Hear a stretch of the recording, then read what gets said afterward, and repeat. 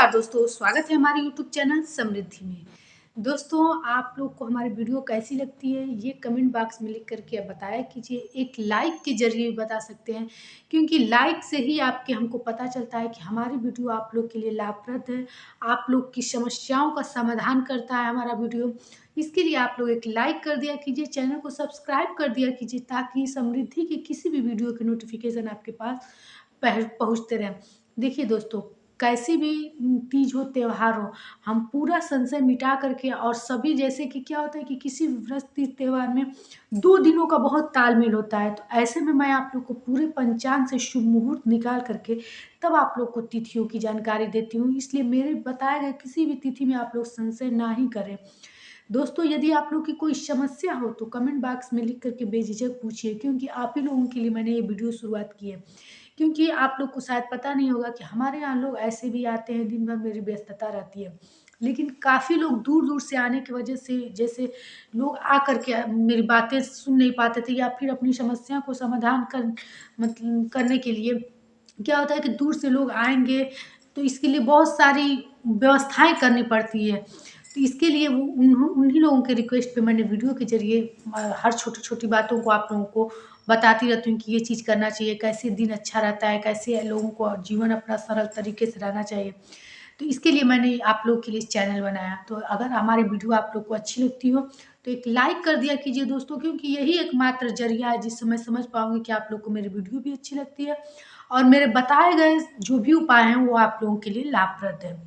दोस्तों, आज की वीडियो आप लोग के लिए पुरुष महिला सबके लिए बहुत जानकारीपूर्ण है, क्योंकि आज का वीडियो मैं ऐसे बताई हूँ कि आप लोग जैसे अपने दिन की शुरुआत करते हैं तो किस प्रकार से करते हैं। क्या आप लोग इन सब बातों पे ध्यान दिए हैं कि पहले के लोग सुबह उठ करके देखते होंगे कि राम राम, हम लोग के बाबा दादी जो भी लोग हों, आप भी लोग देखे होंगे, राम राम बोलते थे, कुछ देर बैठे रहते थे, हथेली को अपने रगड़ को देखने को बताते थे। ऐसा हथेली में हम लोग के क्या होता है कि हम लोग हथेली देखें, क्यों नहीं उठ करके आजकल तो देखते हैं कि बेडरूम में ही शीशा लगा होता है, लोग अपना चेहरा ही सबसे पहले देखते हैं। शीशा देखने से हानि क्या होती है? हाथ देखने से लाभ क्या होता है? ये सब इस वीडियो में मैं आप लोग को बताऊंगी, तो इसलिए आज का वीडियो बहुत महत्वपूर्ण है।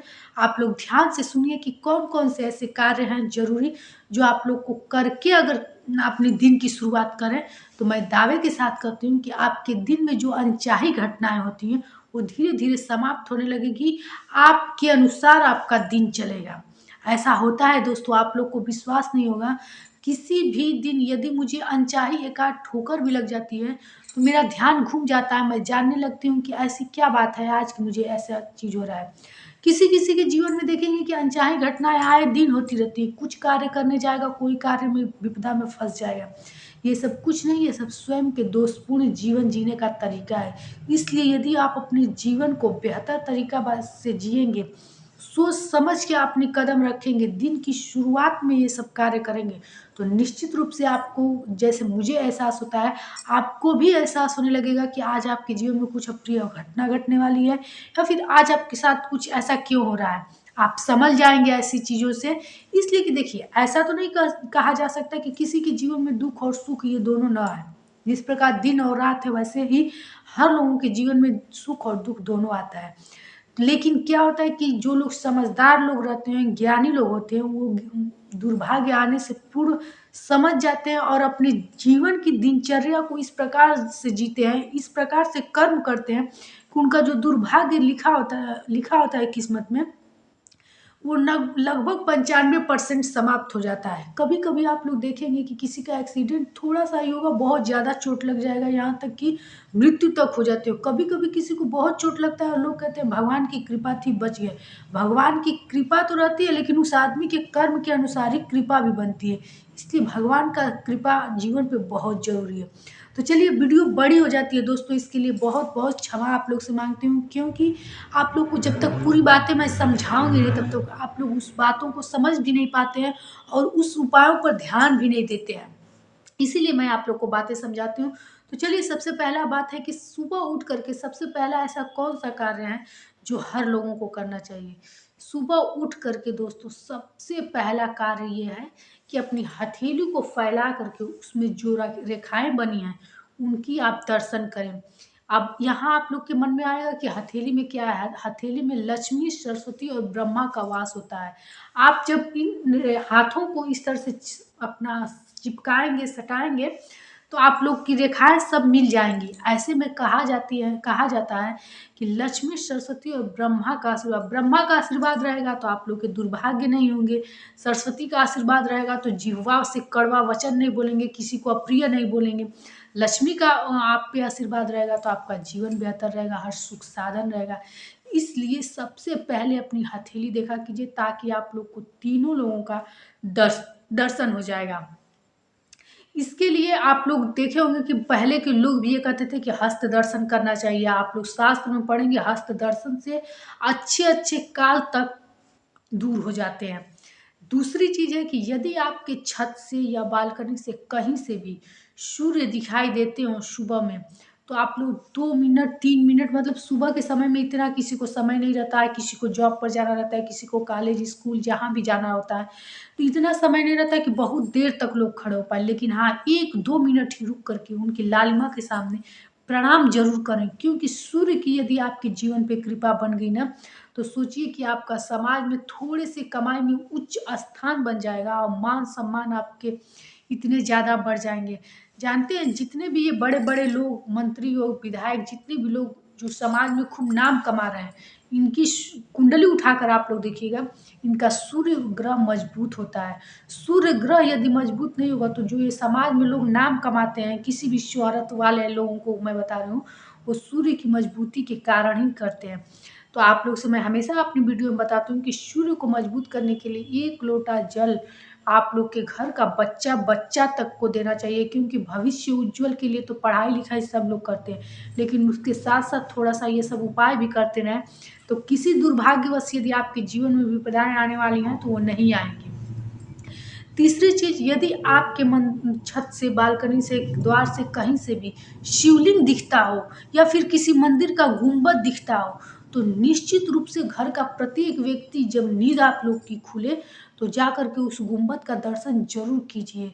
हमारे शास्त्र में बताया गया है कि मात्र दर्शन गुंबद की करने से, और आप की जो भी आप लोग की परेशानी हो या अपने जीवन को, अपने दिन को बेहतर बनाने के लिए अगर ये कार्य हाथ जोड़कर प्रणाम करते हुए करते हैं, तो निश्चित रूप से आपका सौभाग्य रहेगा, आपका दिन बहुत ही अच्छा कटेगा। और हर दिन यदि आपका अच्छा कटेगा तो आपकी भाग्य रेखा बदलनी शुरू हो जाएगी और आपके जीवन में जो भी विपदाएं आने वाली हैं नहीं आएंगी। दोस्तों, कहा जाता है कि अगर आप सोकर उठते हैं और उस समय घंटी शंख की आवाज़ किसी मंदिर से सुनाई दे, निश्चित रूप से आप आजमा कर देखिएगा, आपका दिन कितना अच्छा कटेगा। लेकिन ऐसा संभव नहीं होता है, कमरे में लोग सोए रहते हैं, पंखा वगैरह सब चलता रहता है, तो ऐसा संभव नहीं हो पाता है। लेकिन यदि हाँ, गुंबद और शिवलिंग कुछ दिखता हो, निश्चित रूप से दर्शन कीजिए। एक चीज़ और बताना चाहूँगी कि जब आप सुबह सबसे पहले पृथ्वी पर पैर रखें, ज़मीन पर, तो धरती माता का पहले स्पर्श करके अपने माथे से स्पर्श करा लें, तब जा कर के पैर रखें, क्योंकि आपके अपने जीवन पर आपको भगवान शरीर स्वस्थ दिए हैं, चलने फिरने लायक दिए हैं। धरती माता से ही हम लोग का पेट भी भरता है, हमारे जीवन चलता है। इसलिए उस पे पैर रखने से पहले सबसे पहले धरती माता को प्रणाम करके, यहाँ एक चीज़ और आप लोग को बताना चाहूँगी, कभी भी किसी भी देवी देवता को जैसे प्रणाम कीजिए तो पृथ्वी से स्पर्श करा करके प्रणाम जरूर कीजिए, क्योंकि पृथ्वी के स्पर्श बिना कहा जाता है कि कोई भी आप लोगों का जो प्रणाम होता है वो स्वीकार देवी देवता लोग नहीं करते हैं। तो इसलिए कभी भी किसी को प्रणाम कीजिए तो धरती का स्पर्श करके ही प्रणाम कीजिए। तो आप लोग सबसे पहले सुबह उठा कीजिए तो धरती को प्रणाम करके तब जागा कीजिए। ये जो मैं जितने भी कार्य बता रही हूँ सुबह के लिए, यदि आप लोग सुबह अपने जीवन में ये उतार लिए तो निश्चित रूप से आपका भाग्य बदलना शुरू हो जाएगा। आप स्वयं से 10 दिन 12 दिन के अंदर महसूस करेंगे कि आपका जीवन कितना ज़्यादा परिवर्तनशील होने लगा है और खुद से आपका जीवन हर दिन बेहतर बीतेगा।